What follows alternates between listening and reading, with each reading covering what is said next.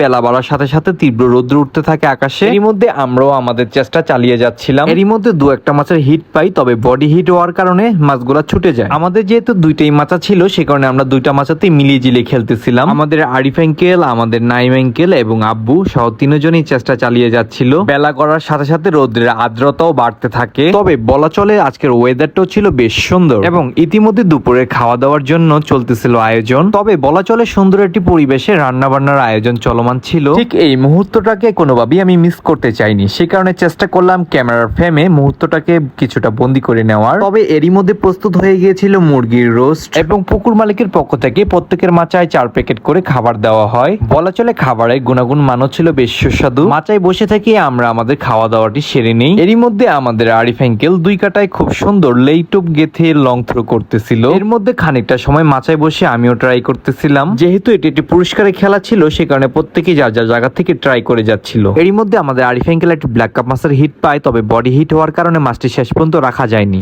ইতিমধ্যে খেলার টাইমও শেষ হয়ে যায়। আমরা আমাদের ছিপগুলোকে ধীরে ধীরে গুছিয়ে নিতেছিলাম। এরই মধ্যে দেওয়া চলতেছিল খেলার পুরস্কার। সর্বনিম্ন ওয়েটের মাছ দিয়ে আমরা 1000 টাকা জিতে নেই। ইতিমধ্যে সকল মাল ছামানাগুলোকে ধীরে ধীরে গুছিয়ে নেওয়া হচ্ছিল। আমাদের বেশ কিছু মাছ হিট হওয়ার পর ছুটে যায়। বলা চলে সেই কারণে আমরা পুরস্কারের শেষ আয়ত্তে এসে পৌঁছাই। তবে খেলার মধ্যে হার জিত থাকবে, এর মধ্যে মন খারাপের কিছু নেই। যাই হোক, সকল মাল ছামানা গুছিয়ে গাজীপুর থেকে রওনা হই ঢাকার উদ্দেশ্যে। এই ছিল আমাদের সম্পূর্ণ দিনের খেলার ভিডিও। দেখা হবে নিশ্চয়ই নতুন কোনো জায়গায়, নতুন কোনো স্থানে, নতুন ভাবে। সে পর্যন্ত সবাই ভালো থাকবেন। আল্লাহ হাফেজ।